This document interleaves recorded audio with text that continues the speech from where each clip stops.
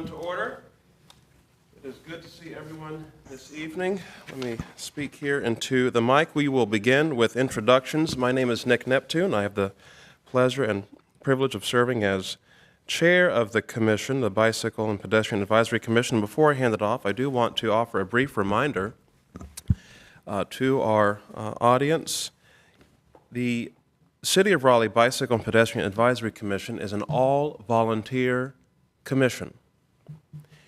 We have been appointed by our colleagues on City Council to offer in our volunteer time our energy and our expertise in advisement, right, and consultation, in dialogue with members of our public, with members of our city staff, and of course with members of our City Council. So, with that note, would love to pass it on to our Vice Chair, Joe Caruso, to continue with introductions. Joe Caruso, Vice Chair and Chair of the Policy Committee. Jeronica Goodwin, Planning Committee.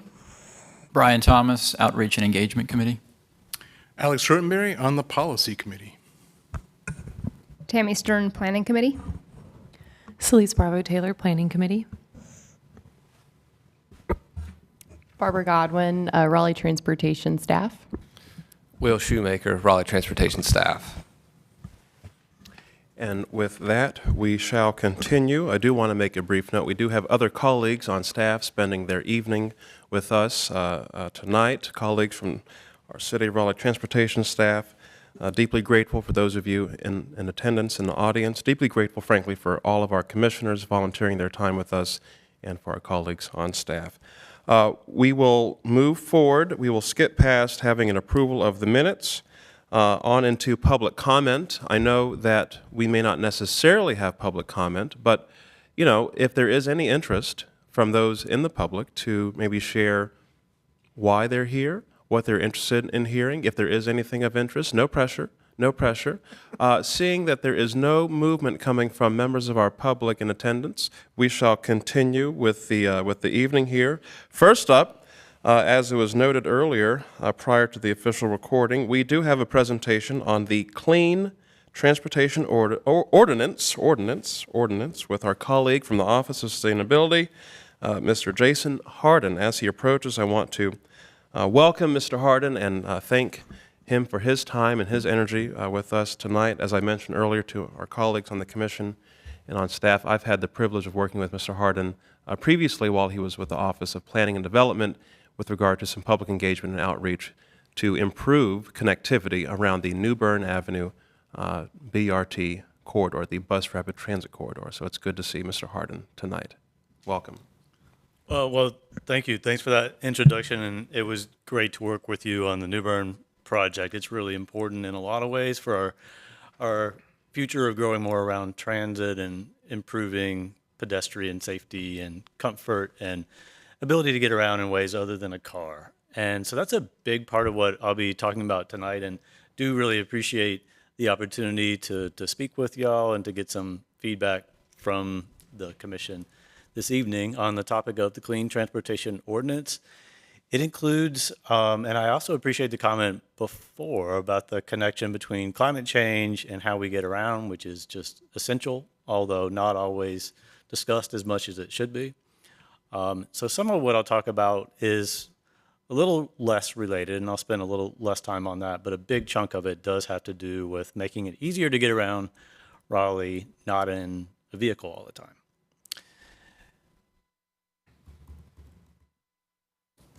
So I'll talk just a little bit about the background and the origin of this ordinance, which is a text change, as we call it, to the Unified Development Ordinance, talk about the actual contents, and then some next steps along the way. So the city does have a climate action plan. It was adopted 2 years ago by City Council. It is a path towards reducing carbon emissions by 80% by 2050. And I'm going to take a second to talk through these two graphs, which there's a little bit to work through, but they're both really important. And so the one on the left is where emissions from the city of Raleigh come from. So globally, we think a lot about agriculture and other uses, but for the city of Raleigh, looking at what we can control in our city boundaries, the emissions essentially come from how we get around, mostly driving, and then from the buildings that we have, how we heat and cool and provide light to them. And so nearly half is how we get around. And as y'all probably well know, this is a city built around, historically, driving. And it's relatively, if not very difficult in many parts of Raleigh to get around not in a car. And this is a big part of, I guess, the challenge and the opportunity, as the saying goes, and how we can reduce transportation-related climate emissions by focusing on that. And then the second path is a lot of little lines there. So what you can see labeled there is the current trend, and then that dotted line on the bottom is the goal, right? And so I think one thing that we see a lot in areas, states, governments, cities that establish climate goals is it's a lot easier to establish the goal of reducing emissions by X% by X year.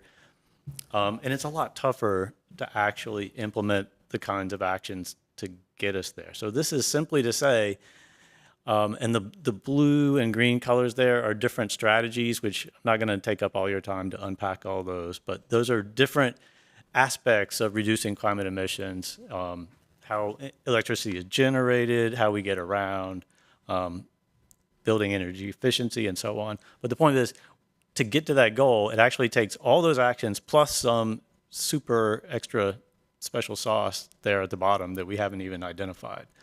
So basically, to get to our climate goals takes some action, and sometimes that action involves some trade-offs and tough choices. So just to kind of set the groundwork for the kind of things that we're thinking about as we're implementing the climate action plan. So specifically, there's some actions that go right to this ordinance that we're talking about. One is expanding access to EV charging. Another one is reducing idling. And then a third one, and that's 4 words, but it's a huge topic, is improving options to driving. And one thing, I think it's always helpful to talk about, not everyone puts the same priority on reducing carbon emissions, and that's fair. So but it's also helpful to talk about all the other benefits that come from exactly the same actions that tend to reduce GHG emissions. So it's always, I think, worth pointing out that the exact same kind of things tend to improve community health, community social ties, and can improve and address equity and resilience as well. So carbon is not the only kind of pollution that vehicles emit, right? There's things that are simply unhelpful to humans in general, whether or not they help to warm the earth. We know for sure that walkability improves health outcomes, and there's a million studies, and of course there's just obvious sort of common sense and observation. But a recent UNC study found a 40% decrease in premature death risk from people who walk frequently. Now, of course, it's always possible to walk anywhere if you choose to do so for recreation, but it tends to be the rule that in places that are more walkable, where walking is a built-in part of the day, if not the easiest way to get around, those are places where people walk vastly more often in longer distances than we do in places where it's very difficult to do so. So this is getting a little bit more specific about how those broader goals and purposes, reducing greenhouse gas emissions, improving pedestrian safety, and so on, how they map onto the different elements of this ordinance that we're talking about. It's a little bit of a package, and I'll go through each of the 3 parts of the package. So there is an EV infrastructure requirement for new development, and I'll speak about that a little bit less, although happy if you have some questions at the end.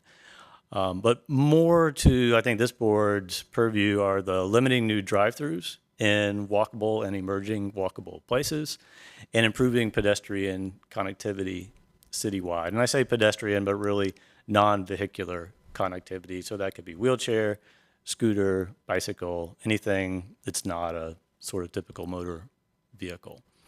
So again, I'm going to go really quickly through the EV part, but just to touch on it.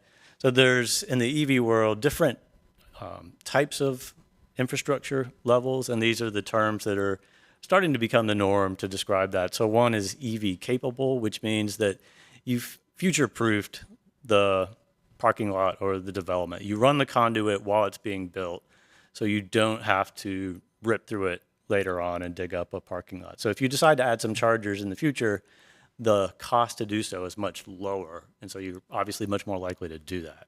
But it doesn't include an actual charger, it doesn't include wiring, but it includes the capacity, the capability to do so in the future. EV ready is pretty similar, but it does include wiring and an outlet, and then obviously there's an installed level, which is I think what we most commonly picture when we think about EV charging. Those are the three levels. The approach for this ordinance is to, for certain land uses, require that EV capability so that it's there in the future as demand inevitably increases. There's somewhere in the vicinity of 10,000 or so electric vehicles in Wake County, about half that many in Raleigh.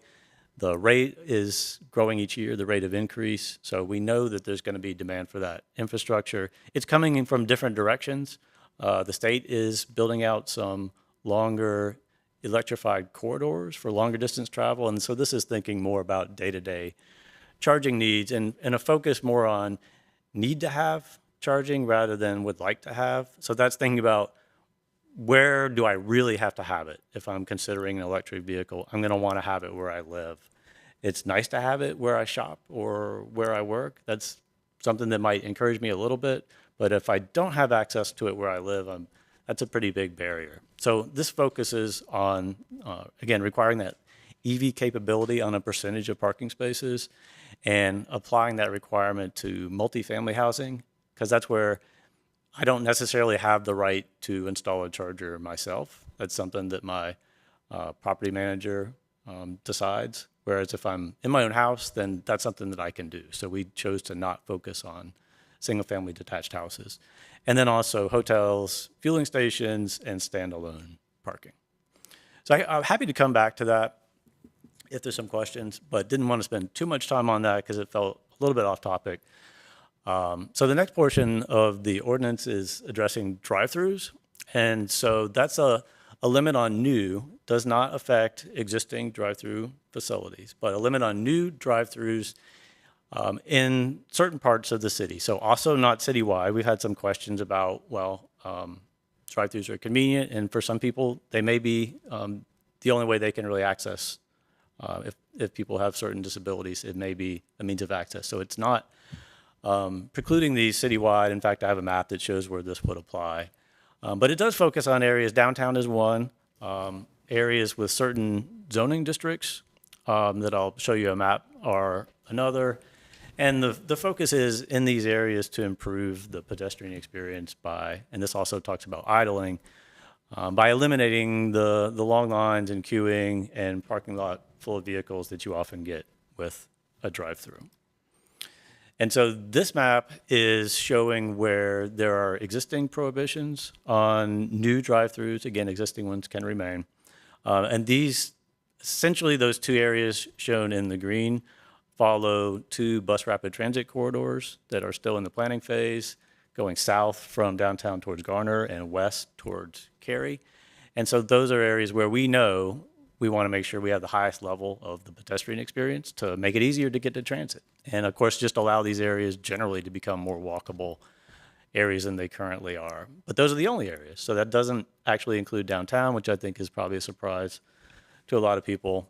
And it does include areas such as Hillsborough Street, Midtown, and many other parts of the city that are clearly walkable or at least headed in that direction with a little bit of nudge here and there. So this is a map that shows where that provision would apply. I'll go ahead and note whether you think this is a great idea or you have some skepticism. A big part of that blue is NC State, so effectively not a real impact there. But you do see a lot of it. So the magenta color is downtown. You see a lot around Wake Med to the east, a lot in the Midtown, North Hills area, Blue Ridge Road, Hillsborough Street, and then parts of some of the north of the Beltline arterial streets such as Six Forks, Wake Forest, and so on.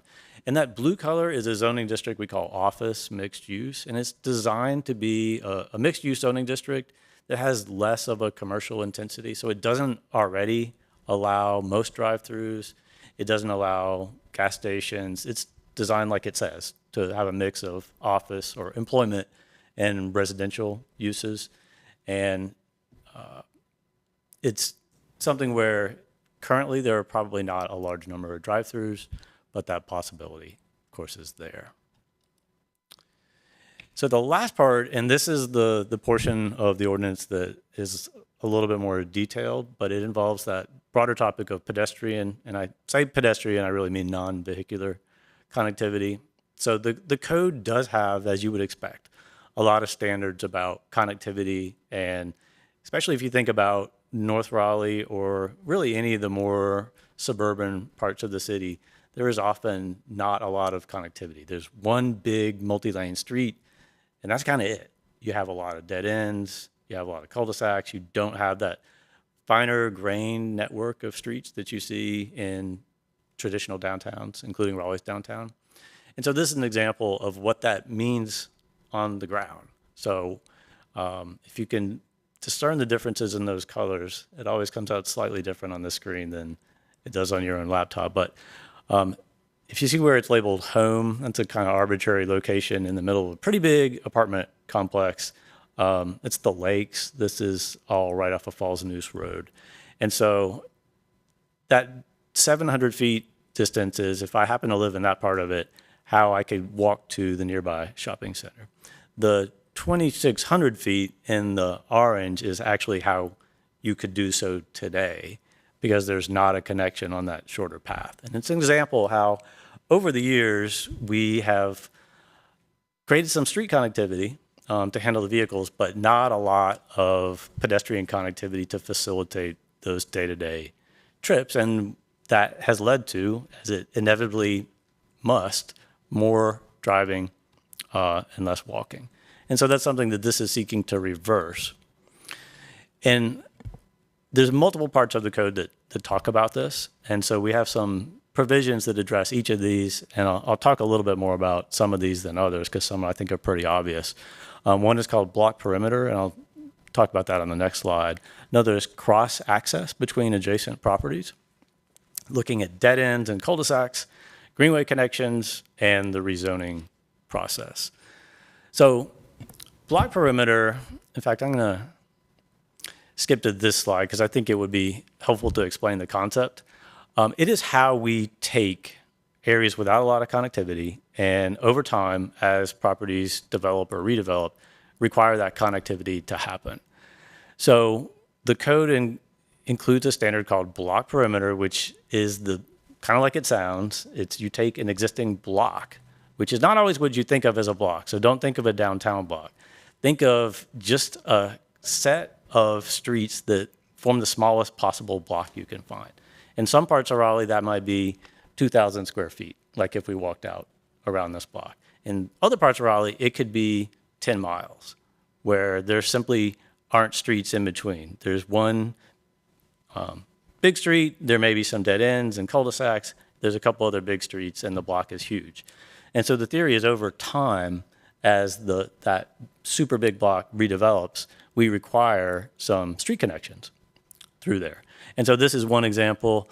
I don't know how easy it is to see. So this is Midtown. This is Six Forks and Wake Forest. That block measures 4,260 feet. And so the block perimeter has a maximum block length based on zoning district. And for more commercial or intense mixed use districts, it's smaller because we want smaller blocks in those locations. And so this is the Costco. This is not predicting that the Costco is going to do anything in the near future, but let's say they decide to tear down the Costco and rebuild that whole block. So what the code would require, because that block is too big, it goes beyond the required block perimeter maximum, is a new street that, again, looking at the Costco, would And there's different ways it could look. This is just an example that would start to form a new block. And then if and when the car dealerships on the other half of the block redevelop, then they create the rest of the street. And then all of a sudden you have two smaller blocks. And so that's how it works. However, the requirements do have some exceptions. And oftentimes, as you would expect, properties do seek and receive these exceptions. And when that happens, not only do we not get a full street, we also don't get a pedestrian connection.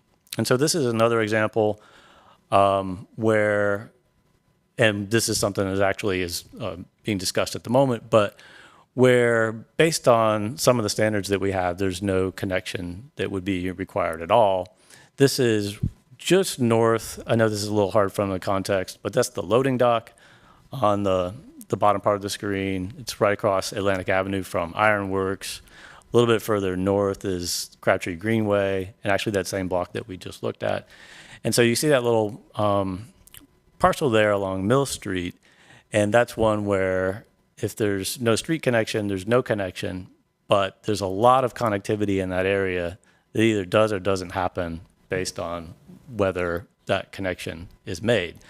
So the ordinance would require, when there's an exception to a full street, which is based on a number of different factors, that there would still be, even if there's no full street connection made, there would still be a pedestrian, well, it's a 10-foot wide, essentially a multi-use path. So the pedestrian and bicycle connection going through there. So we may not get the street, we may not even want the street in all instances, but we do get that pedestrian and bicycle and general non-vehicular connectivity.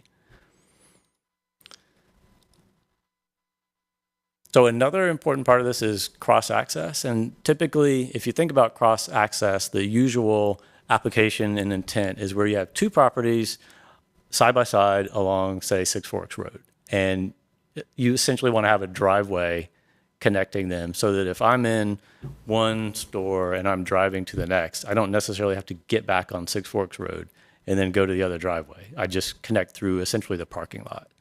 And so it works really well to address that situation. But one thing it doesn't necessarily do is help facilitate those kind of connections that we talked about between, say, apartment buildings and shopping centers, or just any kind of destinations that people might want to walk to. So a couple of examples here where the cross-access, and I think for the next presentation I'll fix my colors, but what that would require is shown in those more golden arrows, but it wouldn't require those yellow arrows, which actually often are what allow people living in multifamily housing to get to those places. So what this would require is if there's an adjacent property that is not on the same block, that's sort of back to back, if that makes sense, it would require that kind of cross-access connectivity to that as well. And there's many examples across the city where this would apply and create more connectivity than we have right now. So a couple more examples, and then I'll see what kind of questions y'all might have. But another one is dead ends and cul-de-sacs. And so these are examples, if you're looking at the pictures, of how it would apply. I want to emphasize that none of this is going to go into existing development and apply it unless it's redeveloping. So it's not going into somebody's neighborhood with cul-de-sacs and creating some connections. There may be some other process in the future that we look at to try and create those kind of connections, but that's not what this is doing. This is assuming that example on the top right was being developed for the first time. And so it would require those connections that you see there in the yellow dashes. It would also require the connections to a nearby street, and you see that in the lower example. And so, for instance, if I lived on the end of that cul-de-sac and I wanted to, that's Durant Road, if I want to cross the street to get to some shopping or restaurant, again, it's that same story of having to go well out of my way to get there because the shortest distance by design wasn't made possible. And I guess to go to the theoretical perspective a little bit, I think that's because people didn't want cars to go past their homes, and so we allowed that lack of connectivity. And that may or may not be the desire in the future, but I do think there's a desire, and we hear it a lot, for more pedestrian connectivity. And we hear I think from people who are concerned about connectivity, much more about the vehicular than any other kind of connectivity. And in fact, I think we often hear a desire for more pedestrian connectivity. And this is another example. This one actually, I think, is a pretty good one of one that does exist. So if you can see the little arrow from the cul-de-sac to that traffic circle on the left, and then the photo on the right is what that connection looks like. It's super basic. It's not the most glamorous piece of infrastructure, but it means I can get from my street to some destination, or if there's transit on a particular street, I can get to the bus stop without having to walk half a mile out of my way, which means I'm not going to walk at all. And so again, lots of little ways of nudging the direction for how we get around to walking in transit. Or maybe nudging is not even the right word. Maybe it's simply allowing and accommodating. Greenways is another one. So this is an example off of New Bern Avenue. This was developed decades ago. So it's quite possible that many new developments will want to connect to greenways, but it's also absolutely true that many do not. And so the requirement here would be, it would be based on, so this is an example where that parcel parallels the greenway for several hundred feet. So there would be a connection, potentially more than one for those larger or longer properties. It would not require an actual bridge. So this is an example where the Greenway Trail is on the same side of the stream as the development. It's a little more complicated, and in some cases much more complicated and expensive to cross the stream. That may be an instance where the city can create a partnership with the developer.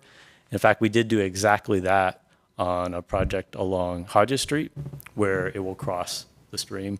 But this is one where if it's a connection that's that close, we want to see that happen.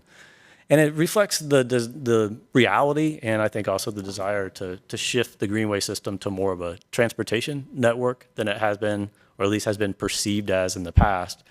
I think generally, or certainly when it was first conceived, it was much more thought of as a recreational amenity.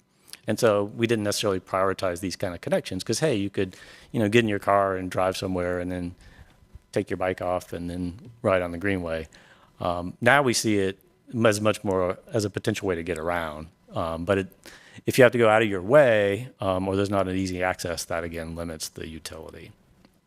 And then the last one is we see through the rezoning process or the plan development process, which is similar. It's a zoning category that allows for some modifications.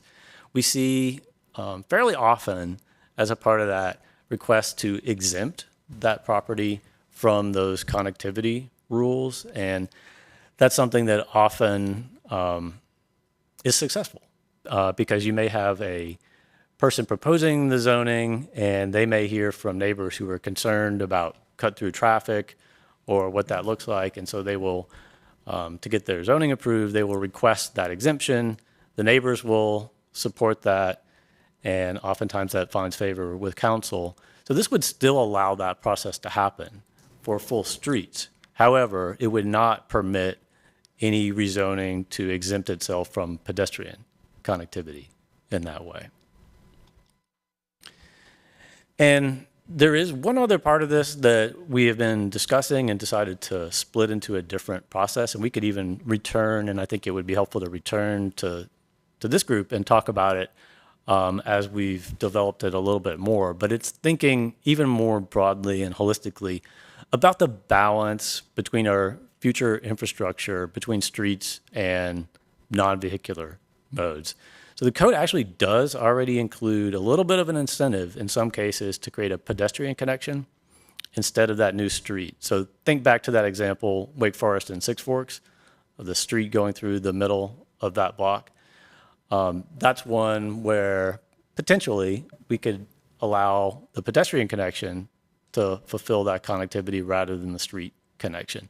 And so it looks something like that. That's not something that was done with this portion of the code, but that's Smoky Hollow, essentially a car-free street.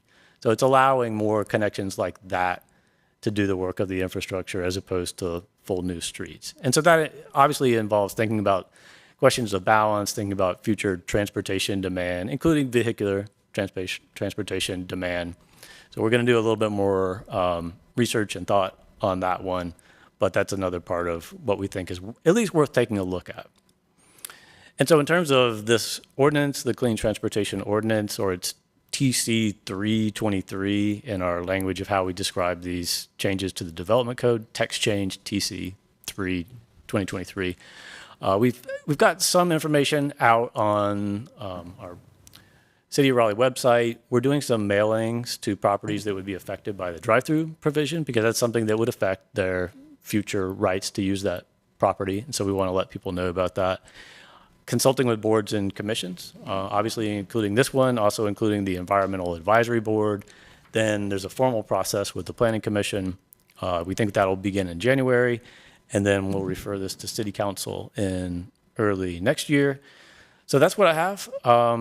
Interested if you have questions or comments, and then the board can, if it chooses, to make a statement regarding part or all the elements of the ordinance. Mr. Hardin, on behalf of the commission, thank you so much for joining us tonight to share this update on the work to effectively implement our community's climate action plan. You know, I'm reminded of just recently I attended a talk with the former planning director for the city of Raleigh, Mitchell Silver, who, as many I think at this table and perhaps in the audience know, went on to become the New York City Parks Commissioner for a number of years and has recently come back home to Raleigh. But he was giving a talk recently on how to implement a plan. And, you know, what I'm so struck by is that we are in the midst of doing that right now with our city's Community Climate Action Plan. I believe it was passed and adopted by council in March 2021, around that time. And you know, as a part of implementing a plan, you know, you have to have the code on your side.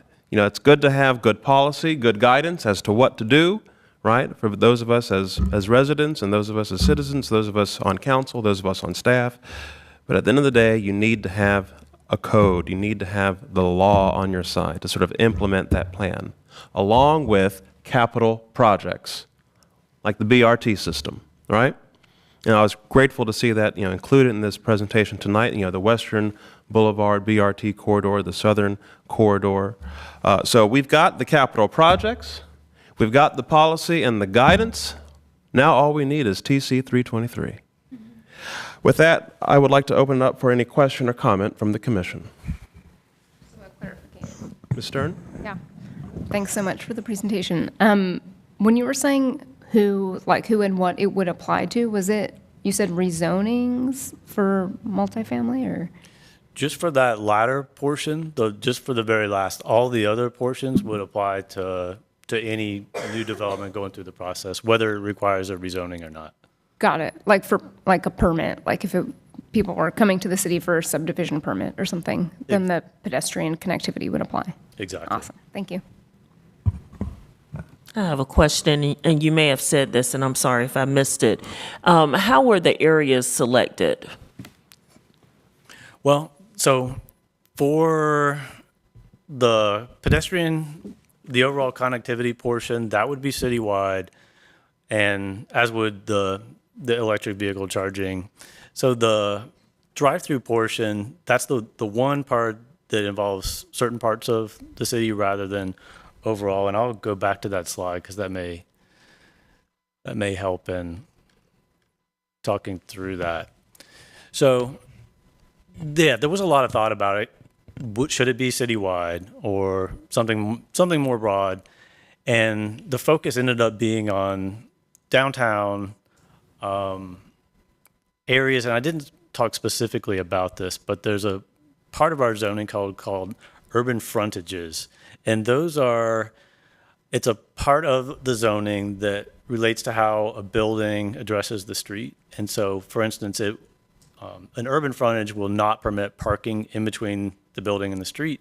And it will actually, rather than a setback, it will require the buildings come up to the street. So think about downtown or Hillsborough Street as examples of that. And so that tends to create the more comfort for people walking along the street because you're walking next to storefronts rather than parking lots. And so it's honestly, it's a little hard to see on this map, but those urban frontages apply on places like New Bern, Hillsborough Street, parts of Midtown, and a few other locations. And those were areas where, as a part of previous planning work, they were identified as locations that were the highest priority for improving walkability, because essentially they were starting from a place where that was more achievable. And so it made sense, we felt, to apply this to those areas. And then lastly, that blue color is the office mixed use category that is not exactly like the urban frontages, but somewhat similar in its intent as a zoning district. So in the end, there was a desire to strike a balance between improving walkability in these places and still allowing people do, and we have heard from some people that they do not wish to lose their drive-through, and we've emphasized that this would not require drive-throughs to close. They could continue to operate indefinitely. But I think it's reasonable to say that it is something that many people like or need to have, and so that's why we didn't choose to do this citywide. I could imagine a future in 20 or 30 years where the city continues to get more dense and walkable and more transit rich. And maybe we consider expanding this out in the future. But that was the thought process. Thank you. I have a couple of questions. The first one, the EV infrastructure requirement made me think about e-bikes, and I'm wondering why, or are we considering infrastructure for e-bikes as part of this text change, particularly safe and secure parking for e-bikes? They're heavy, they're difficult to, carry up and down stairs on an elevator in a multi-unit type of situation. And I know that I think the city is starting an incentive program in 2024 out of the sustainability office. And Commissioner Gellenbeck isn't here, but if she was, she would remind us that e-bikes are outselling EVs. So I'm wondering if there are any provisions in the works for e-bikes in this text change. Not specifically. So we did change the code. I believe it's been about a year to require secure long-term bicycle parking in multifamily residential. That was one where we saw that kind of gap. It wasn't focused specifically on EVs, but that is now required for new apartments or other multifamily residential. Because that's what we would see is large, and you still see it outside some dormitories, is large numbers of bikes parked outside because there's no facilities for them inside. Right. So we feel like that was addressed. We didn't require any EV specific charging because typically that's a lower threshold for access to be able to charge. As far as the incentive, I'll just touch on that. We're very excited about that, and that will be similar to, you may have seen some other cities. The city of Denver has a particularly notable one where they have literally helped facilitate thousands of these vehicles out on the street, which we're starting to find have the power to shift trips to a different mode, more so than probably non-electric assist bicycles, because they help to overcome the obstacles of heat and hills. Mm-hmm. So we're very excited about that. How that will work is there will be a certain amount of money to subsidize the purchase, and it depends on income. There's a larger subsidy for low and moderate income buyers, but still a smaller subsidy for other buyers. And we're very excited about getting that rolled out in the first half of next year. Yeah, I'm excited about that as well. I'm just concerned that our infrastructure and our ability to accommodate the number of e-bikes that we're likely to see isn't keeping up with demand. My other question, the 2050 goals in our climate action plan, those seem ambitious at this point, and as they should be, I think. I just wonder if they are also thinking about the fact that we're likely to see potentially a doubling of our population by that time. And every one of those new citizens will need to be transported, potentially multiple times a day, multiple times a week. And so do our goals account for the fact that our population is likely to be significantly increased by that time? They do. And in some ways that makes it more challenging, but probably something we should talk about also in terms of per capita emissions. I think there's a very strong tendency sometimes to simply outsource emissions by not allowing that population growth. And what we know for a fact is someone living in the city of Raleigh has a much smaller carbon footprint than someone living in exurban Chatham or Johnston County, because they're driving everywhere. They're more likely to live in housing types that are less energy efficient, detached house versus apartment. And so that is something that makes it more challenging. But at the same time, we have the resources in the city of Raleigh to invest in transit and walkability and allow, and I didn't touch on this because we're still developing it, but simply allowing additional housing types and additional density is both a means of reducing vehicle miles traveled, because there's more people who can access businesses. You see more businesses when you have a higher residential density nearby. And then I touched on this, but the apartment building type is significantly more energy efficient than detached houses. So simply allowing more of those to be built is part of the path to reducing emissions as well. I did want to note on the infrastructure part for e-bikes or bicycles in general, we just made that requirement to the UDO to require more bike parking. It's in about the last year, maybe a little bit more than a year. So I think one thing that we'll do as we start to see projects that are built under that requirement, permitted and built under that requirement, is look at the usage, look at the amount of storage that's being utilized, and make sure that we're calibrating that and that we're requiring enough to keep up with what I am seeing is some pretty explosive demand. We know that from COVID, and I think this is kind of anecdotal, but we've seen a lot of data. Obviously, a lot of people went out and bought a bike then, and many people have been using their bikes, which is even better. And then with the e-bike incentive, I think that's something that is also likely to increase sales, which increases the need for storage, which I know is what your question is about. So I think my answer for now would be that's something that we want to check and see, is the requirement that we have doing the job, or do we need to take a look at that? Great, thank you. Yeah, so first I just wanted to say that I'm very glad to see these, the non-vehicle connectivity requirements kind of being broken out from street connectivity. I agree, like you mentioned earlier, that historically there's been quite significant pushback to some of these connectivity requirements, especially, unfortunately, in the places where we largely need them the most, where you have kind of a commercial type of property or a property that's becoming higher density, that kind of abuts a low-density residential neighborhood, and there's concern, largely founded, that there would be at least some increase in cut-through drivers.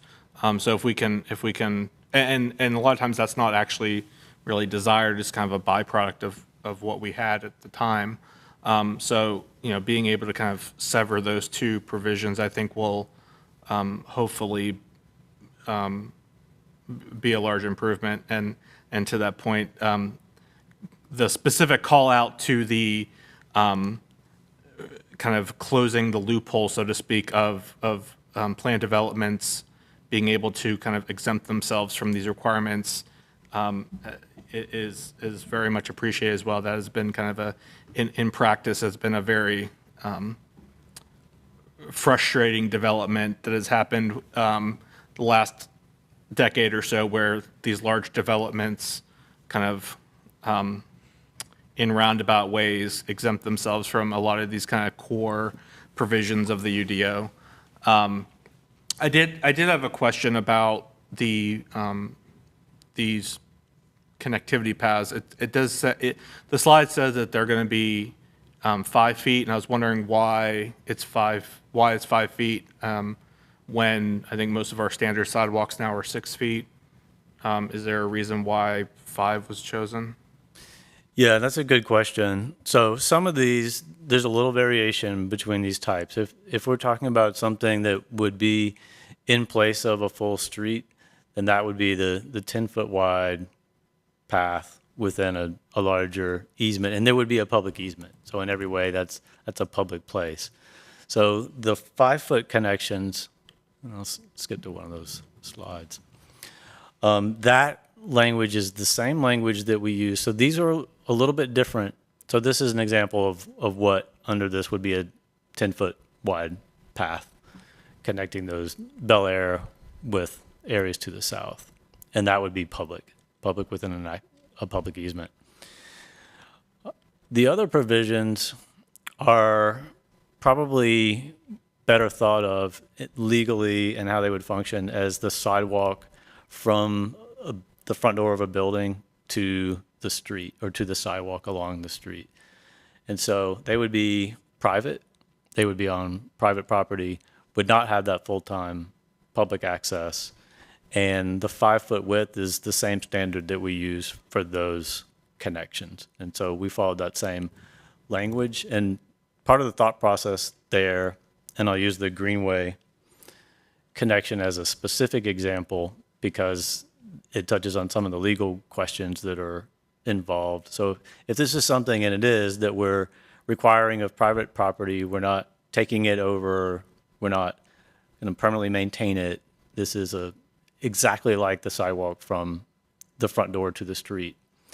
Then there starts to be constitutional questions about how much we can require of private development and whether it's proportional to the impact of the development.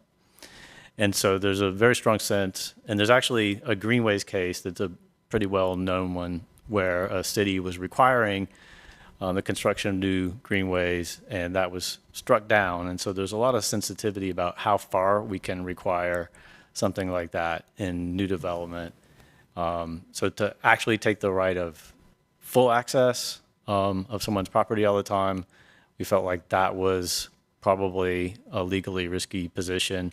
And even just the physical dimensions of what we're requiring has that same concern about proportionality. And so it's an effort to ensure that we're on solid legal ground, but still make sure that these connections can happen. Okay, yeah, that's an interesting distinction. So just so I'm clear, so the only, out of these kind of different permutations, the only one that would be a public easement would be the option where a pedestrian connection is made in lieu of a street. Well, I mean, I guess, well, that wouldn't cover, yeah. All the other ones we kind of deal with already, but, so this would be the only one that would be a kind of a true public. All the other ones would be private to some or a large degree. Yeah, that's correct. And it's because the authority to require this connection is based within our authority to provide for an adequate transportation network, which, while I don't fully agree with this, is generally thought to be the public street network. Sure. And the further that we get from public street network, the less secure our legal position is in these requirements. So this one, it's an option. So for instance, this exact provision, someone could build the public street. We're just simply providing the option, saying that if you choose not to elect to do that, you do have to provide this pedestrian connection that's public. The other ones, there really isn't an equivalent to that full street connection. It's more facilitating that parcel to parcel connections, some of which never touch public right away, like the cross access. And so that's where our ability to require full access all the time, 24/7, and to require just more wider facilities is more constrained by the legal precedent. So the public access one would, so that provision would only trigger if they were required to provide a public street. We will now give them the option to not do that and instead build this non-vehicular infrastructure. That's right. Okay. I did have a quick question about the EV charging program. I saw that it mentioned that it would be targeted, it would include multifamily, but I didn't see like office.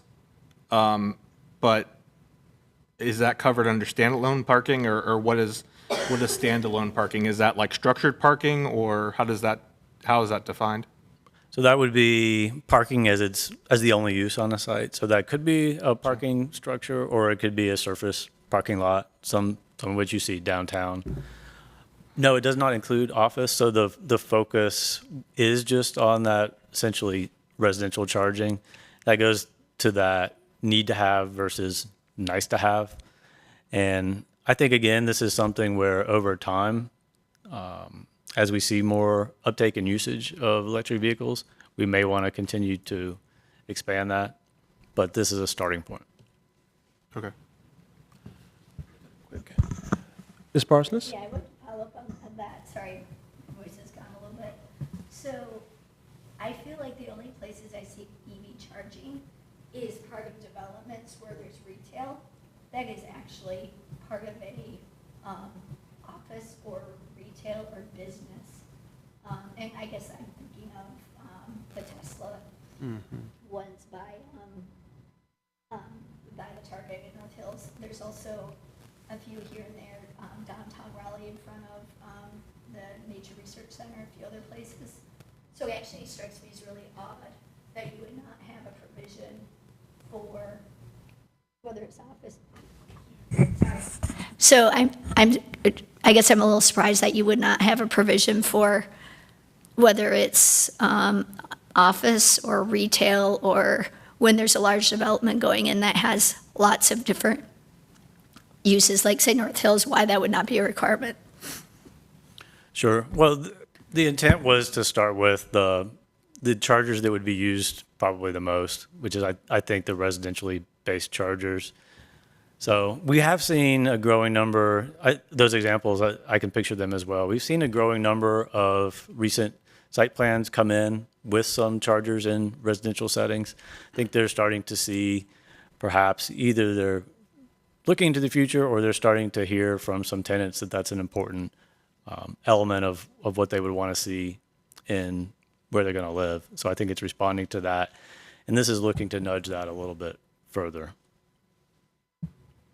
Yeah, I mean, I would just kind of mention as well, like there's nothing preventing those places from continuing to do that. I think this is just doing it where a builder would otherwise not do it.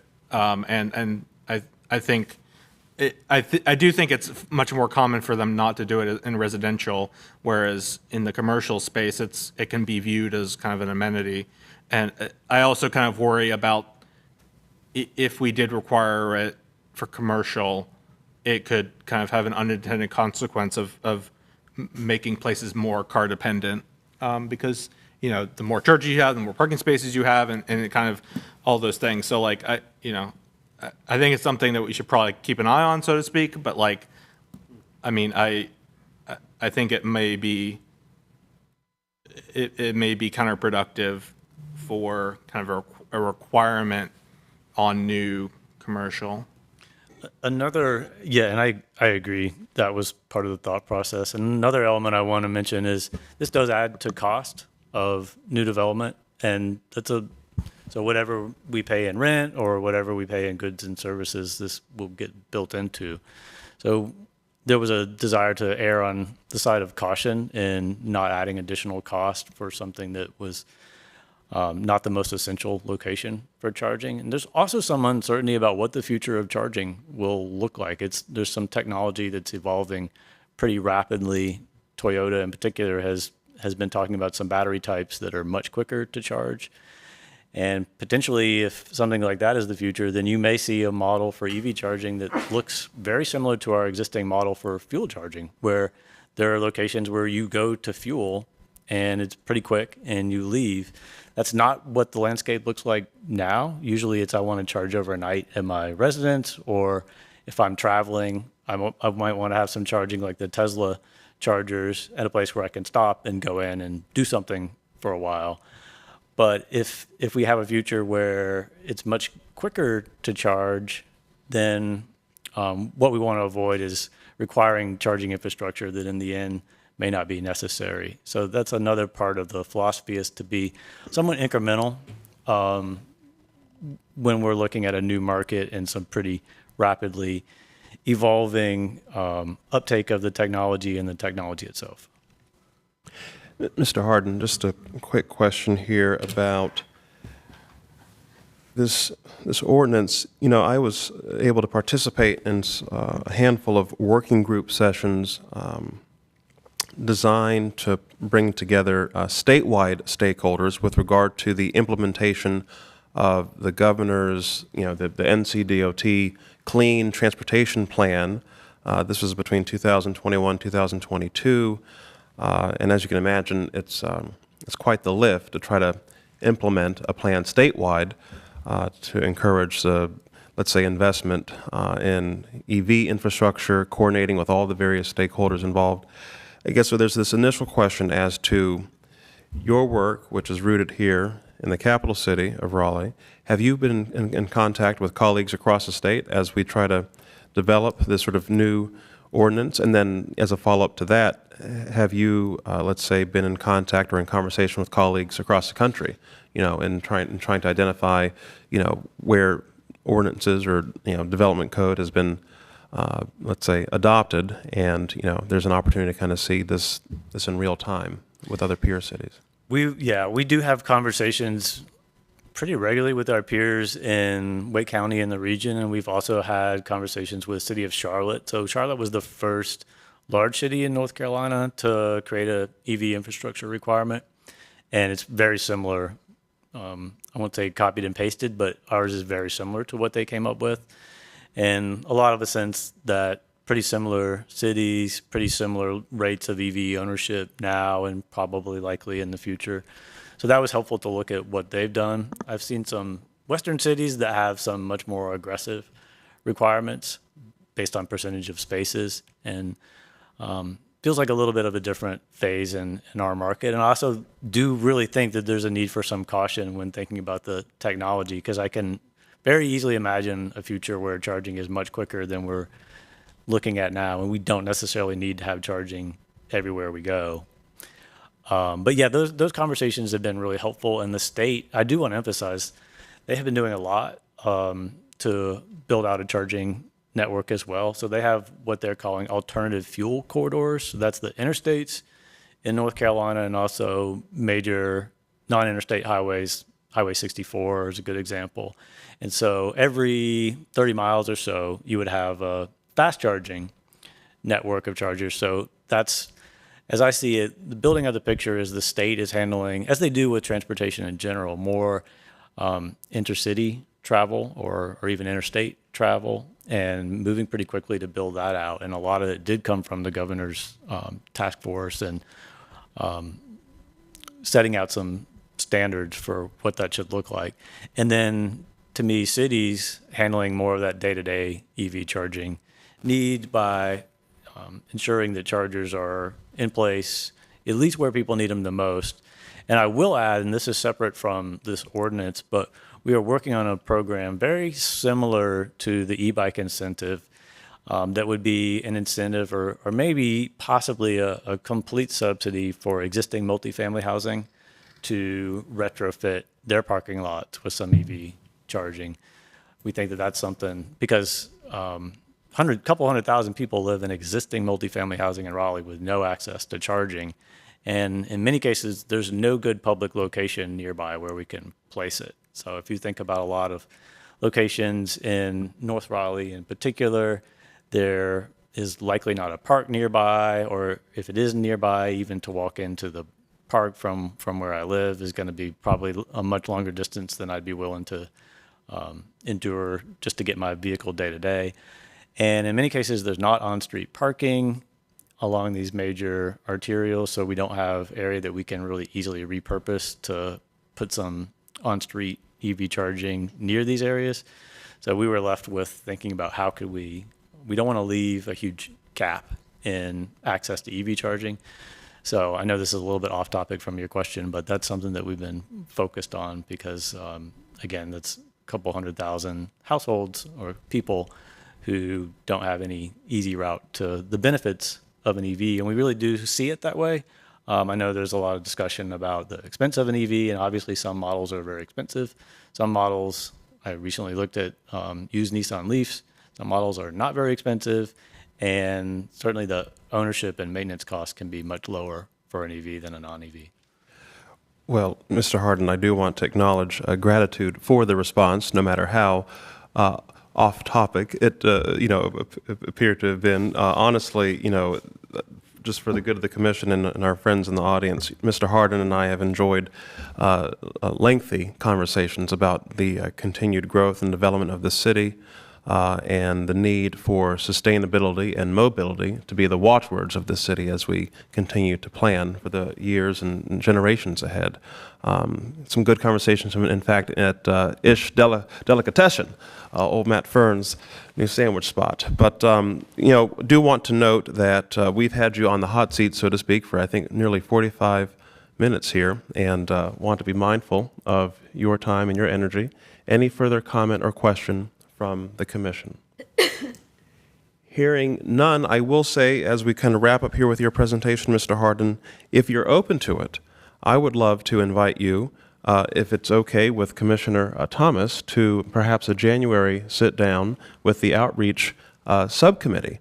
Would love to perhaps create a space where we could hear more about your outreach and engagement plan. I think this is an exciting opportunity, right, as we prepare to sort of roll out our e-bike rebate program, perhaps to acknowledge the work being done sort of even more broadly with regard to the implementation of our city's community climate action plan.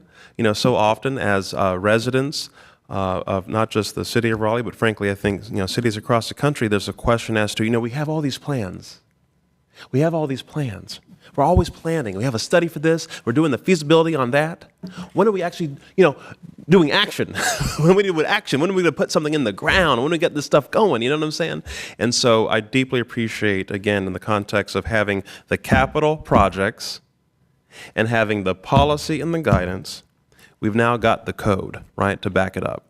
And so would love to invite you, if it's okay with Commissioner Thomas, to our January session. We'll be in recess in December for the holidays, but if you're comfortable with that, we'd love to see you there. I welcome that. Thank you for the opportunity. Absolutely. Mr. Harden, thank you. Thank you. Hope you have a great holiday week ahead. I appreciate that. And I just want to note, and it's certainly up to the commission, but in our tour of boards and commissions, we've offered the opportunity, if inclined, to make a statement supporting, noting, acknowledging, opposing the ordinance if the board or commission chooses to do so. Well, with that note, perhaps I'll, engage Ms. Godwin. Let us make a note to draft a letter together that we can in turn review with members of the commission. I would imagine, if unless I hear objection this evening, that the commission would be in favor of supporting this work being done to advance the code. But I don't want to jump the gun. I would like to allow for some time and space to continue to process tonight's presentation. But Ms. Godwin, if we can make that note to handle that together. Thank you. Thank you. Thank you, Mr. Harden. All right, my friends and colleagues, it is 7:10. We're going to take a moment to jump back to the approval of our minutes now that Commissioner Barsness is here with us. If I could have a motion, assuming that folks have had a chance to review our minutes, if I could have a motion to approve. So moved. We have a motion from Mr. Thomas. Second. Second. Oh, a second from Ms. Goodwin. Well, all in favor? Aye. Aye. Any opposed? Hearing none, the minutes from our October 16th, 2023 meeting have been approved. Moving forward with, I believe, our second and final sort of major presentation for the evening, we have an update, I believe, from Ms. Barbara Godwin on Phase 3 of the North-South Greenway Connector. Oh, Ms. Godwin, is there an update? Yes, I will be providing that update. I was going to make a quick recommendation while we have quorum. Yeah. To potentially move item C ahead of my presentation because sure. I know Mr. Rotenberry has a tight schedule for the next 30 minutes. So just want to make sure you're able to vote on that. Well, that's very considerate. Thank you. Let's go on ahead and do that for sure. You want to review the 2024 schedule with us? I just happen to have my annual planner. I'm actively planning the entirety of the year for our friends at Dix Park, and so the months are filling up quick. In fact, we're already done. We're already done. Everything's already planned. It's booked.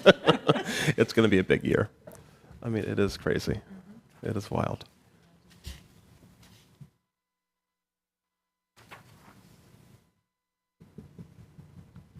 We need to catch up.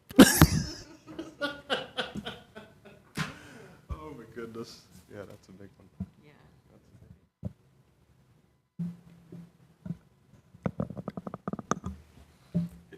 Oh, is there a question or comment from Mr. Caruso? Is the ask that we approve this schedule, or I don't know, what's the ask? Well, I think, Ms. Godwin, were you going to review the 2024 meeting dates with us, or do we need to? It's for your review, and there's no formal action that's necessarily needed, but it's more for organization moving into the next calendar year. If you choose to adopt it, you can, but there's no requirement to adopt it. Oh, sorry. Thank you, Mr. Caruso. I thought you were going to present, I guess, the dates. We're going to review the dates apologize. together. So is there? It's in the packet. It's in the packet. Gotcha. Thank you, Mr. Caruso. I really was just like waiting for Ms. Godwin the whole time, over here making a funny with Ms. Bravo Taylor. Okay, here we are. We have in your packet, if you will take note, everyone, of our dates ahead for 2024.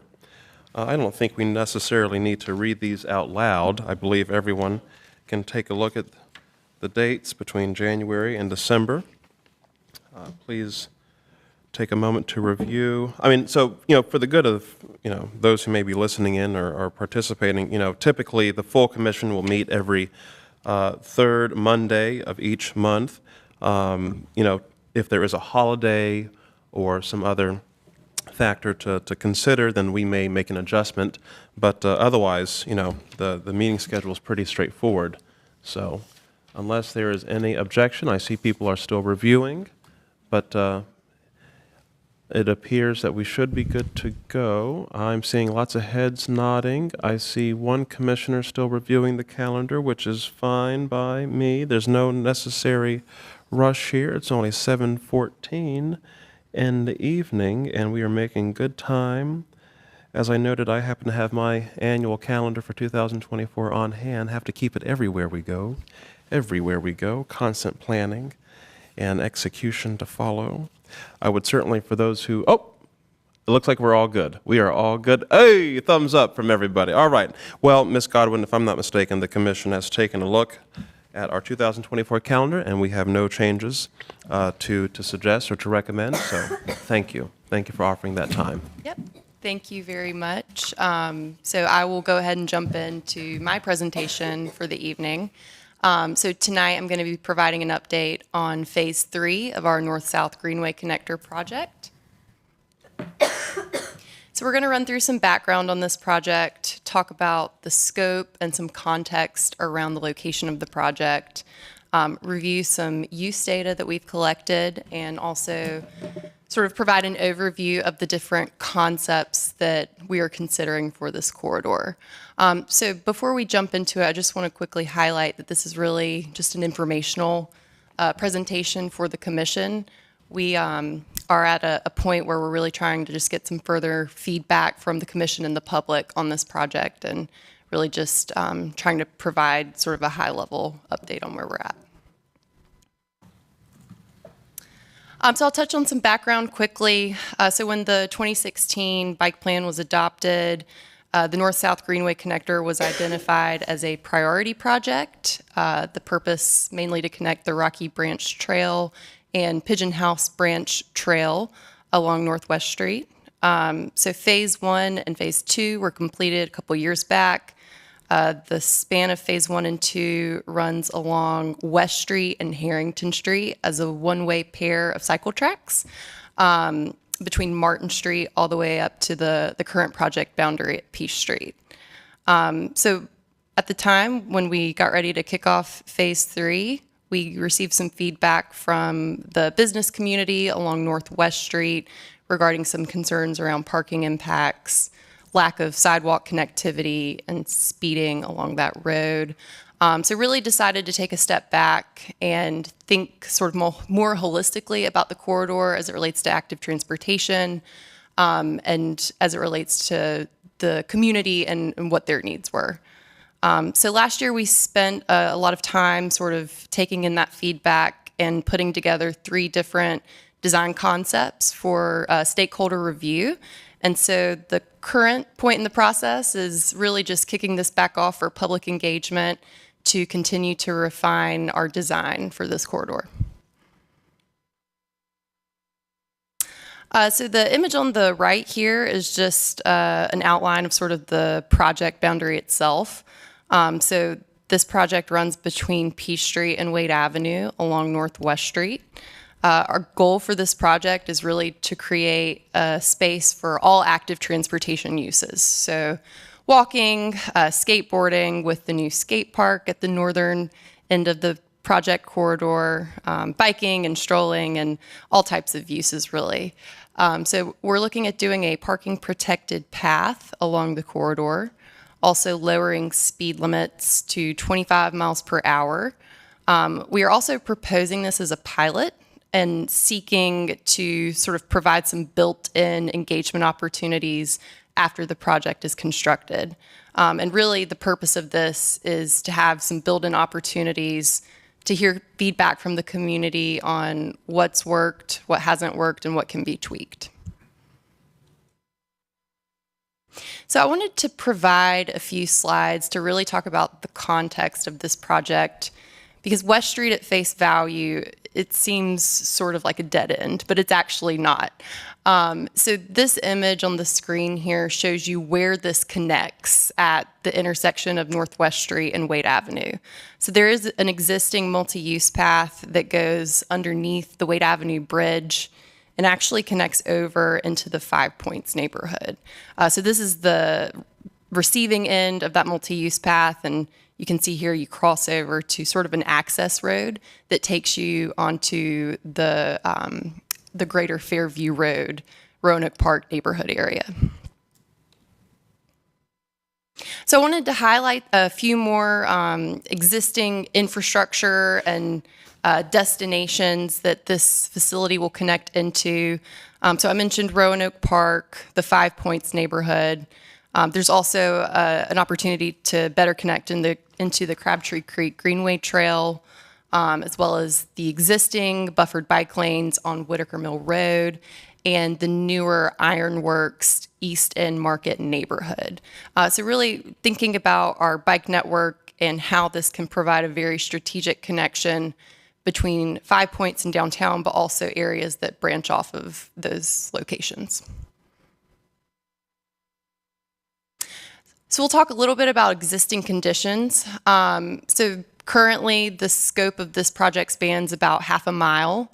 About half of the project area has sidewalk, and a large chunk of this area does not have any sidewalk. There's currently no bike infrastructure, and the current posted speed limit is 35 miles per hour. So here you can see sort of what the greater corridor looks like. Great image here. There's folks walking in the street because there is currently no sidewalk connection along the corridor in this location. So as I mentioned earlier, we were able to collect some use data on the corridor, and there is definitely an existing demand for active transportation infrastructure. So we sampled 2 different days in September at both the Peace Street intersection and the Wade Avenue intersection. So found approximately 231 trips that were all active transportation uses near that Peace Street intersection on one day, 165 trips on the next day, and then down towards the Wade Avenue intersection, a little bit of a dip in the trips, but still a very clear demand for active transportation uses.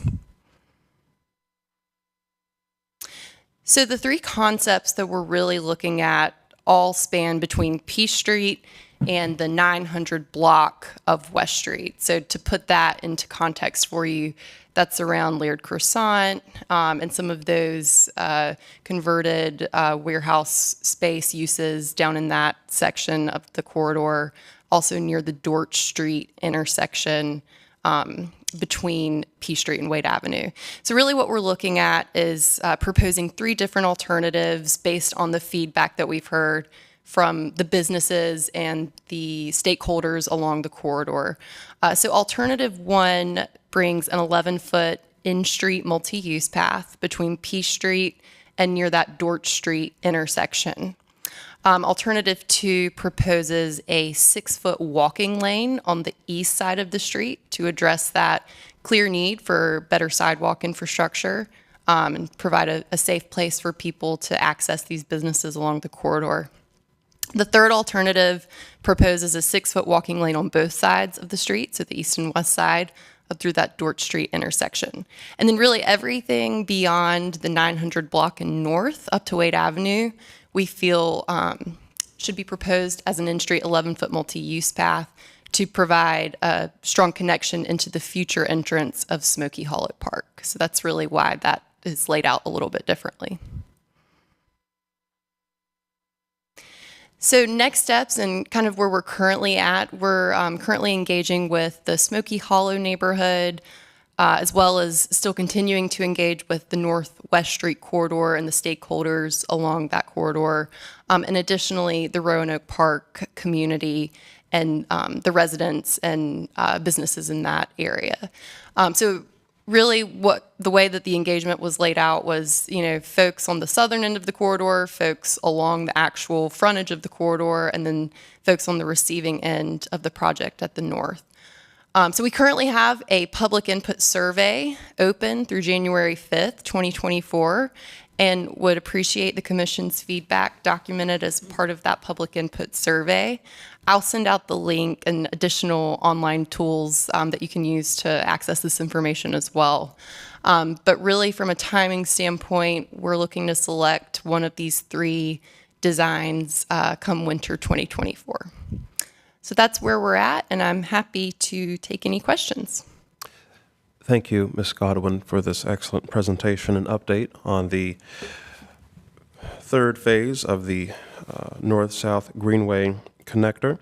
I do have one sort of quick question with regard to the engagement. Has there been any, let's say, direct engagement with the skate park and that crew? We have not had any direct engagement. We had a meeting last month with several of the businesses along the corridor, but we'll continue that engagement and we'll consult with the skate park as well throughout this process. Well, I do want to acknowledge that I had the chance to attend that engagement opportunity with the businesses, and I thought you gave an excellent presentation then with the gathered audience there. With regard to the skate park, both the team and the sort of the community, the commission has some, let's say, direct relationships there that we'd love to share with you, and perhaps there's opportunity to sort of galvanize that community of stakeholders who, as has been noted, has been actively, making use of this corridor even without the improvements. So I would imagine they would love to see one of the 3 options adopted. So with that, thank you. Any comment or question from the commission? Ms. Parsons? Yeah, quick question.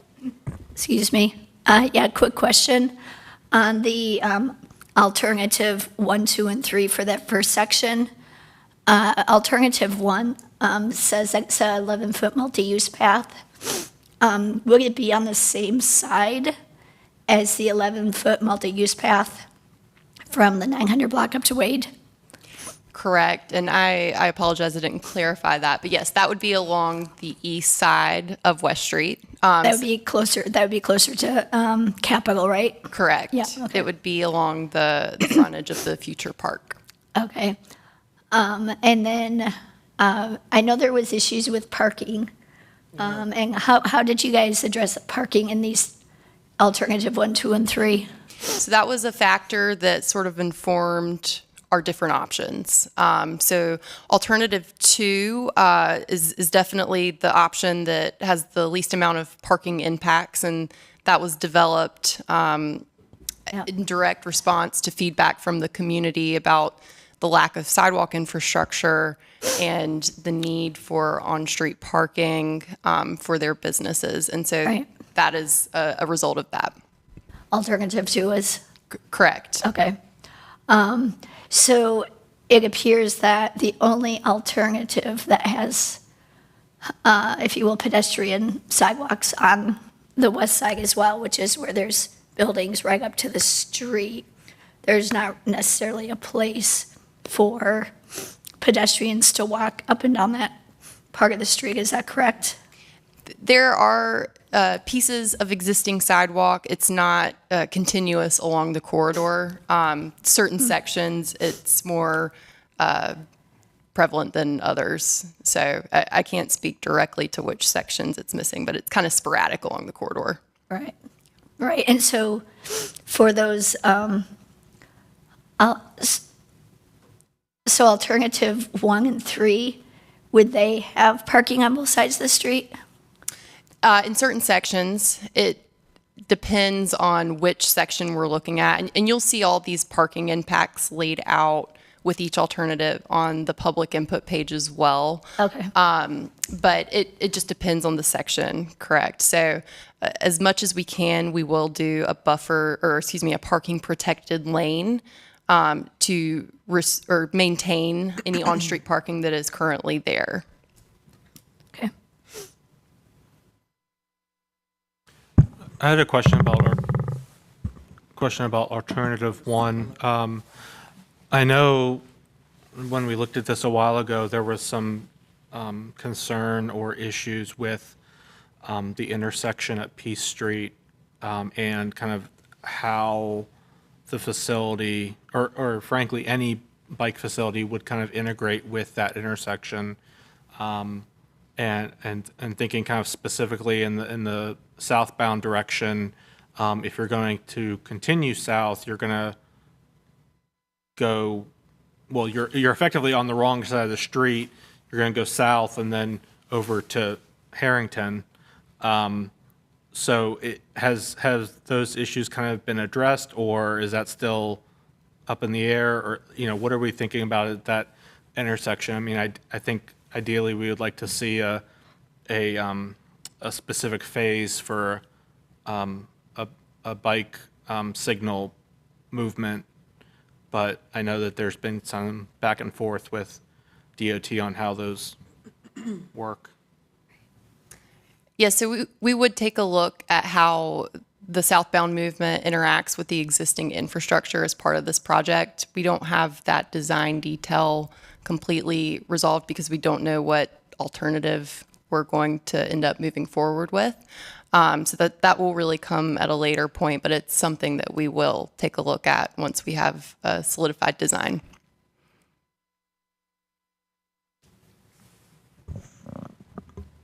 Thank you, Ms. Godwin. Any further comment or question from the commission?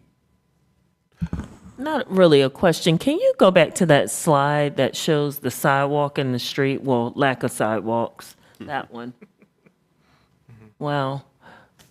So how in the world do you even create a sidewalk when there's cars on the street? There's not even driveways.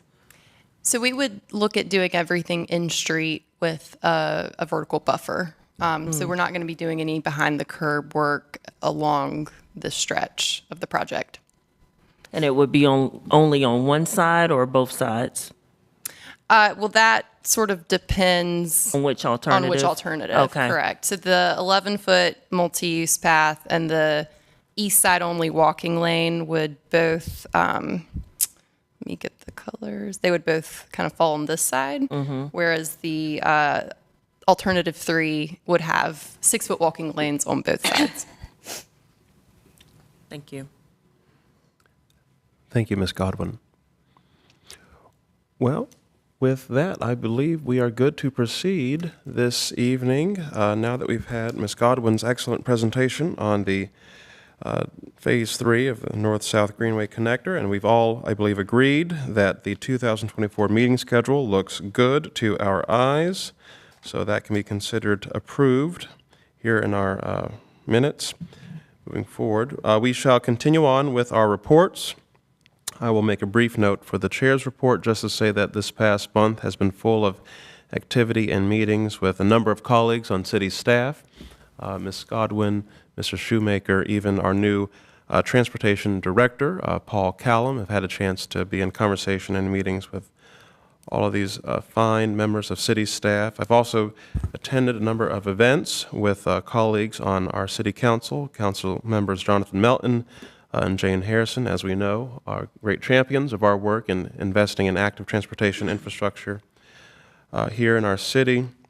Some other meetings here and there, but again, to keep this brief, I will just wrap up to say it has been a very active month as we near the closure of this year in 2023. I'll last note that I did have an opportunity to jump into the outreach committee meeting, and looking forward to hearing Mr. Thomas's report out on that continued conversation happening there. But with that, I'll wrap up my comment here and pass it off to Commissioner Bravo Taylor, who I believe will share a brief update and report out on the work of Planning Committee.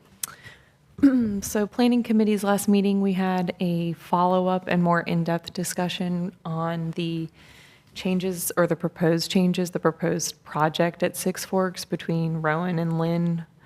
And it was a really good discussion. Thank you to staff for sort of walking us through it again and presenting the options and kind of discussing how the project came about and sort of where it is now and why it is where it is now. The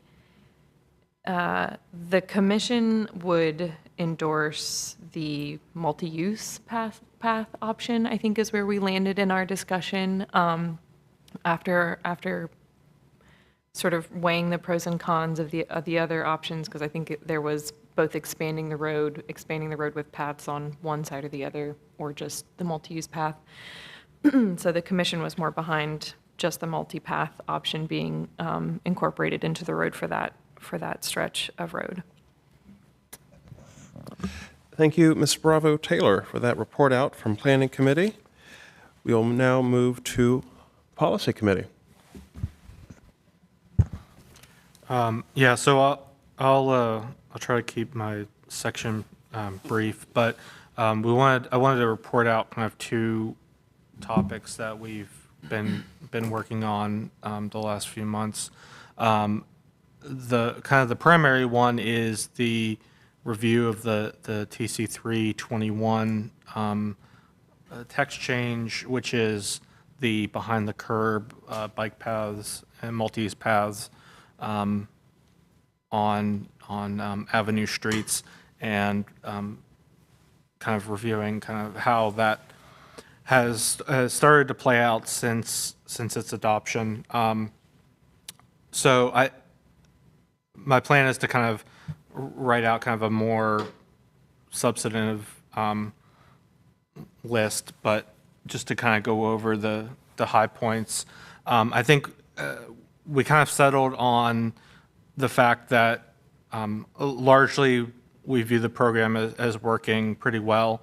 All things considered, the kind of the main friction points currently is providing better guidance on when a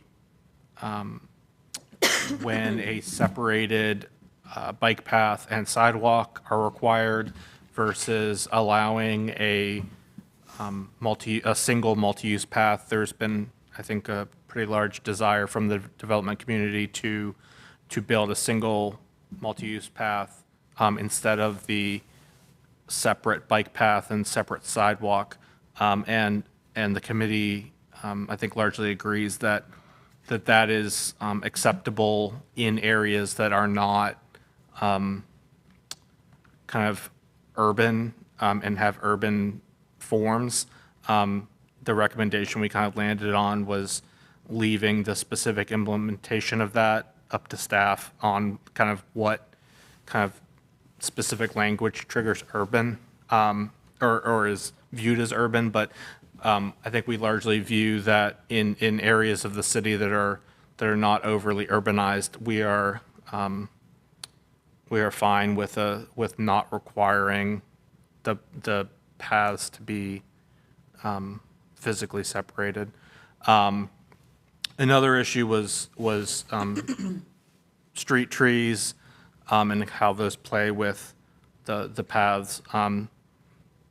After kind of a lot of discussion, a lot of those kind of underlying issues are largely, at least currently, outside of the control of the city, and largely kind of stem from NCDOT requirements directly or indirectly, and a similar issue with kind of access and driveway issues where these paths cross driveways or other intersections. Again, currently it's largely controlled by NCDOT, but there was a lot of discussion about future updates to the city's street design manual to try to, I would say, update it to a number of more current designs and trends. I believe the last street design manual has been quite a number of years, and a number of the things in there are kind of no longer viewed as best practices or as kind of designs that we would kind of like to see going forward. So there was kind of a lot of discussion about what that would potentially look like in the future. And I feel kind of a lot of the kind of more specifics of this effort will end up being in street design manual changes to actually implement some of these recommendations. The other thing that we've been working on is reviewing the right-of-way obstruction issues that we've seen. We heard from city staff about kind of how that program works, and there are kind of a number of things that are kind of already in flight around modifying how certain things are paid for. Basically, whenever permits are issued, there's some amount of monies that are collected whenever the right-of-way is obstructed. Long story short, we didn't really kind of come away with anything that was kind of super actionable. It is, while not kind of an ideal scenario currently, at least speaking for myself, I didn't really see any kind of obvious ways to improve it in a meaningful way outside of kind of a wholesale redoing of the program, which just frankly doesn't seem likely. With the changes that are kind of already in motion, we feel that that's acceptable for now. So those are kind of the two items that we've been working on. Thank you, Mr. Caruso. Mr. Thomas, in outreach? Yes, the Outreach Committee met on November 9th, and just to clarify, this included Ms. Bravo Taylor, Ms. Gellenbach, Mr. Neptune, and myself, and we were joined by city staff, Ms. DeSoto, Ms. Godwin, and Mr. Shoemaker. And we have had an evolving discussion around how to incorporate citizen feedback that we receive here at BPAC meetings and via email into staff's existing workload, into our planned projects and improvements, and recognizing that BPAC is an advisory body serving an advisory capacity to the city, that we are not a policy-setting body.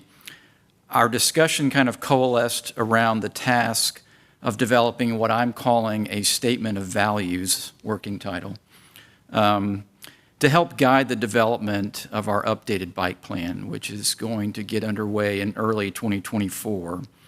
So the committee will meet once more in early January, January 11th, and we look forward to having Mr. Harden join us if he's able to sort of refine this statement of values, and then we'll present it to the full BPAC at our full January meeting.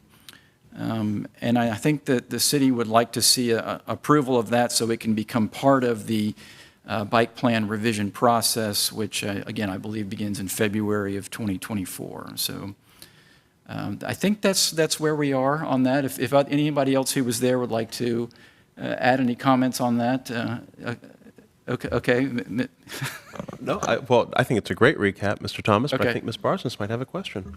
I do have a question. Sorry. So you talked about how to address comments that BPAC gets via, say, email, because someone was talking about Six Forks, and I know we got that long, thoughtful comments about Six Forks. And so what do we do with that, and how does staff engage on those? Because I see them, Nick, I know you respond to them as a courtesy, hey, thank you for this, but how do those get addressed? Well, if I could take that for just a moment. Yeah. So I think the conversation and the sort of, let's say, needle we're trying to thread here with this initial dialogue through the outreach committee, it's a combination of many points of entry for feedback from our community, right? You've got the sort of incoming directly headed for our colleagues on city staff, incoming, concern, et cetera, with regard to, investments or improvements that are slated for communities, or perhaps, maybe a project has already happened, and we'll use Kaplan Drive as an example. You might have a resident who's now coming back, some months after a project has already been delivered and expressing, concern. Either way, these concerns, let's say, being brought forward to city staff, it's in the context of city staff already having a work plan and, projects that they're trying to deliver. So there's that sort of separate stream of incoming heading directly to staff. Then there's the incoming that comes to BPAC, right, to the commission, whether it's via email or in person or what have you. So there's a question as to how do we better manage that. Right now, there is sort of this adopted approach. I don't believe there's necessarily a formal let's say, doctrine necessarily, but typically the chair takes the responsibility on behalf of the commission to respond to those emails. As an example, we received some emails within the last 48 hours from Ms. Aerosmith of Kaplan Drive, and we've engaged them, in very quick order. But all that to say, I think to your question, I think, that's what this sort of committee is trying to dive more deeply into, and consulting with staff to get a better feel for, what's kind of heading their way directly, what's coming our way, how we can be better, let's say, sort of colleagues in creating a space that not only receives that incoming, but through, I think, a transparent process can help folks understand, like, where their concerns are landing in the context of trying to manage projects for a city of 450,000 plus people and growing. You know what I'm saying? And I think, like, as a sort of brief note with regard to the sort of statement of values, I think transparency is a value, right? Like, that's, as an example, as we look to the bicycle and, the plan and the update for the plan in 2024 and all the public engagement that's coming, I think we're hoping to leverage this statement of values to sort of inform just that process, right? And how folks sort of share their feedback with us. And, that's a lot to say. That's what this committee conversation is for, to be quite honest. Yeah, it's a work in progress. Yeah. Yeah, no, that's good. Mr. Thomas, would you like to add anything to that? I think that concludes my update on our meeting. I will simply add that I had the opportunity just yesterday to participate in Oaks and Spokes Thanksgiving event, which is a food drive in support of healing transitions this year. Saw Commissioner Stern there as well. Got to talk to some of our citizens about our Vision Zero program, and just simply enjoyed riding bikes with folks while doing good in the community. So that was a wonderful event. So.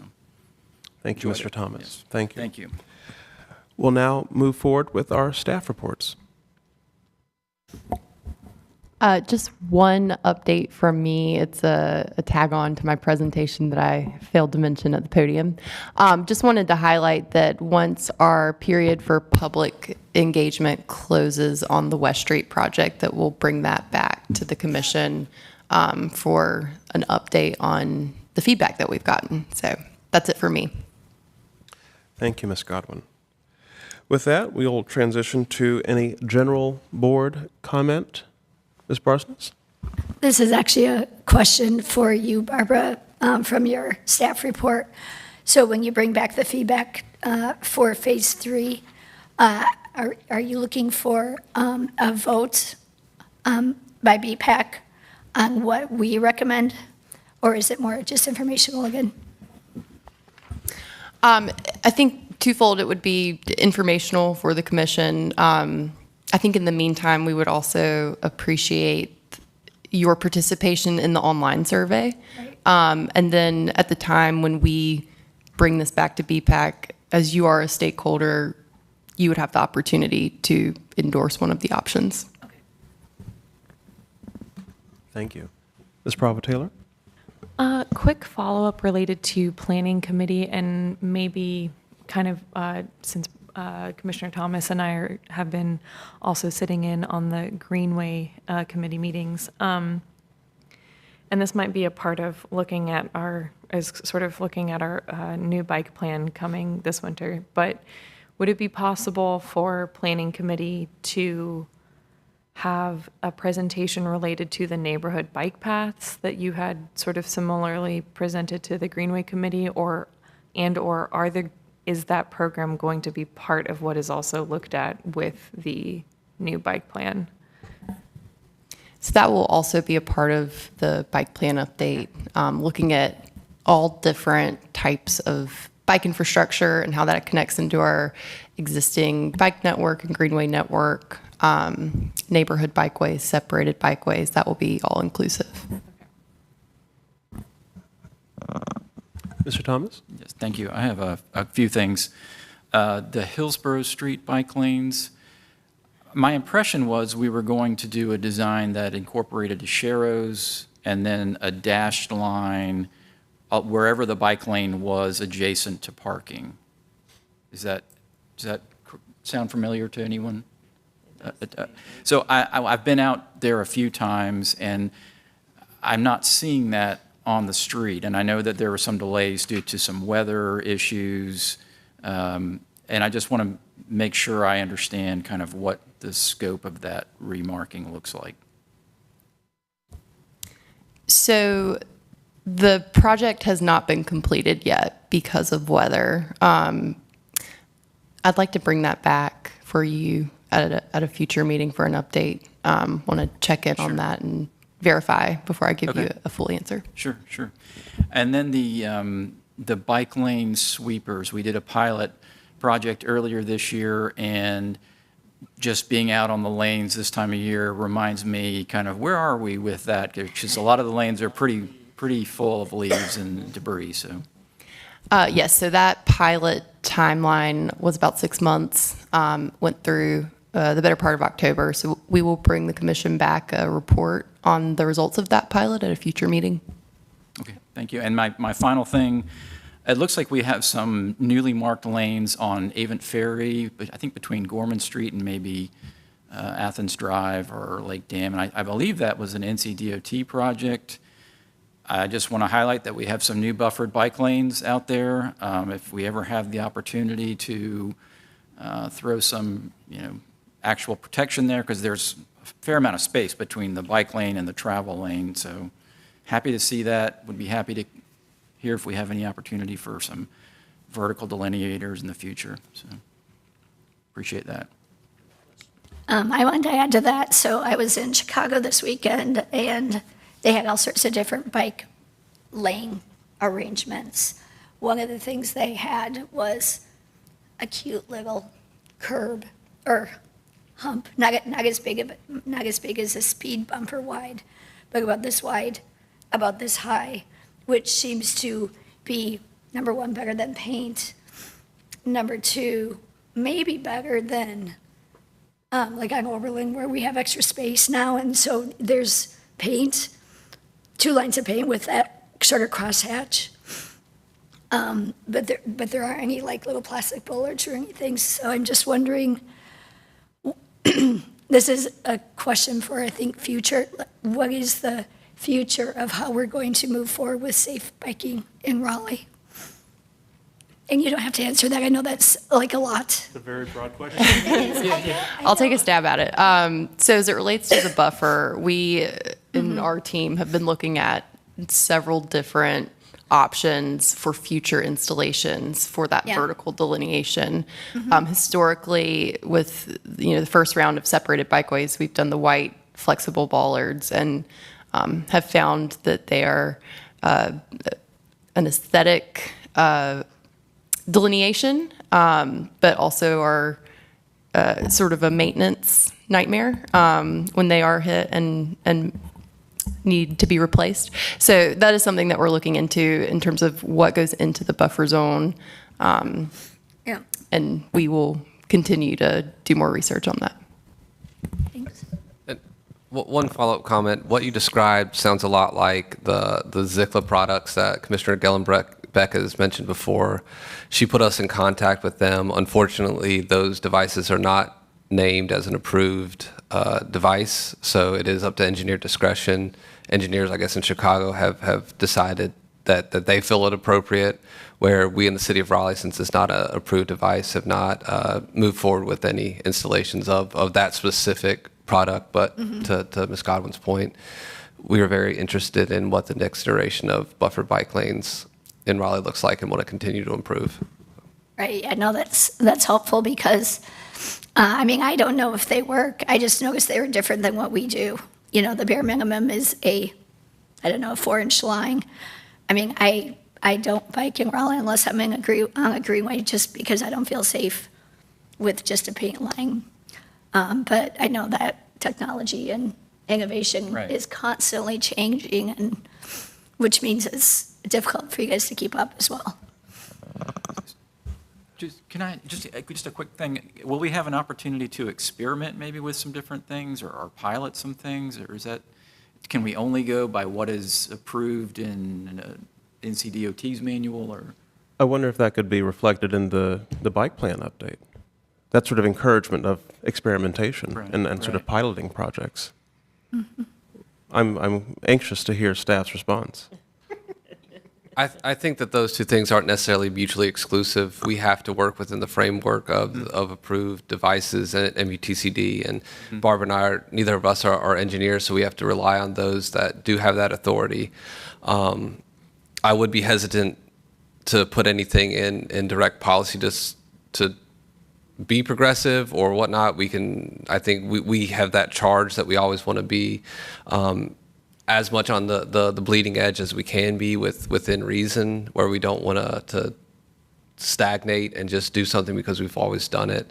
But we can absolutely have that discussion if that should be a bike plan policy direction. But to your point, I think piloting is an amazing thing where we have had a very limited usage of buffered bike lanes here in Raleigh, where there are a whole lot of other things that are eligible that we just haven't found the right scenario yet that we're actively looking for. So I think Street project. Yeah, absolutely. We want to try new things. So Well, and this may be a good segue just briefly. I wanted to clarify my comment in response to Ms. Barsness and the question about the work of Outreach Committee and engaging staff and trying to develop this sort of statement with regard to managing, all of the concerns that come up within the context of sharing in a growing, developing city. So, it's a brief clarification as far as, our colleagues on city staff, they're working in the context of having, let's say,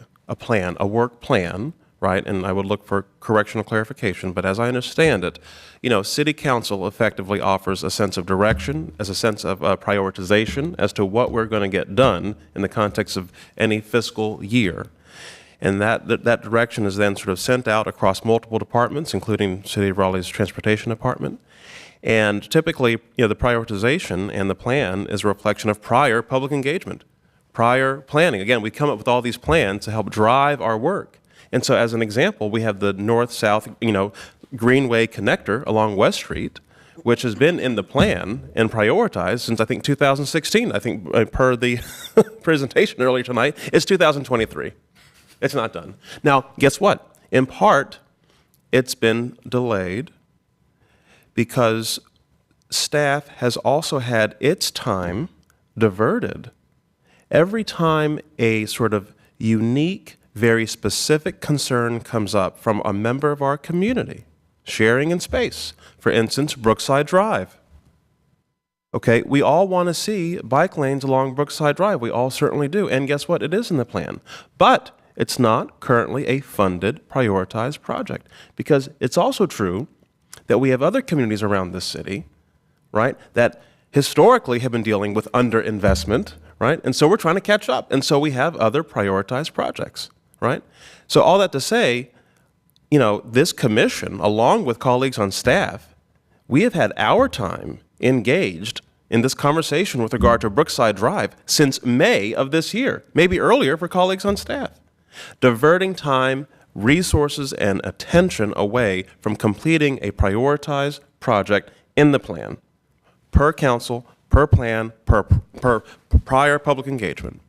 And so that's why I deeply appreciate the work of Commissioner Thomas, along with Commissioners Bravo Taylor, Ms. Gallenbeck, you know, spending time working with staff to identify a way to better receive this sort of incoming, you know, because again, I mean, it's not uncommon. It's like you're sharing in a household, right, with growing family members. You're going to have friction come up from time to time as you're trying to share space with these household members or roommates or whomever. Okay, well, we're sharing space with nearly 500,000 people. Okay, so we're going to have these, you know, moments of friction come up from time to time, and I think we as a commission, with, you know, Mr. Thomas's leadership, there's a desire to identify a way to receive these incoming concerns and help our public understand, well, this is where your concerns currently fit in through a transparent fashion. You know, these are kind of where your concerns fit in our capacity, in our human capacity, to address these concerns in the context of sharing space across a growing city. So I hope that clarifying statement makes sense for the commission, because again, it's with deep gratitude, the work of the commission, along with colleagues on staff, trying to manage these incoming, you know, very valid concerns, you know, oftentimes. So with that, and perhaps with no further general board comment, we may proceed now with upcoming events. I do have one upcoming event for the month of December. I'm specifically looking at December. This will be Thursday, the 14th at 6:30. Our colleagues with the City of Raleigh Parks, Recreation, and Cultural Resources Department will be hosting at 6:30 that evening a Boards and Commissions holiday party. And that holiday party will be hosted at a park you may have heard of called Dorothea Dix Park in the Greg Poole Jr. All Saints Chapel. So I would just encourage you to make a note of it. I'm going to ask our colleagues on staff if you can make sure that the commission receives an invitation. I do believe our colleagues in parks would love to see an RSVP by December 4th for this holiday party for all of our boards and commissions to celebrate your work, your time, your volunteer time, and energy and expertise. So, but that's the only particular upcoming event that I have on the books. Anything else from the commission? Hearing none, and hearing none from staff, I do believe we can confirm our next City of Raleigh Bicycle and Pedestrian Advisory Commission meeting, which will be held on January 22nd, 2024. And with that confirmation, I will wish everyone a happy holiday season. I hope to see you at the Boards and Commissions holiday party on the 14th, if not sooner than then. With that, the commission is adjourned. Thank you.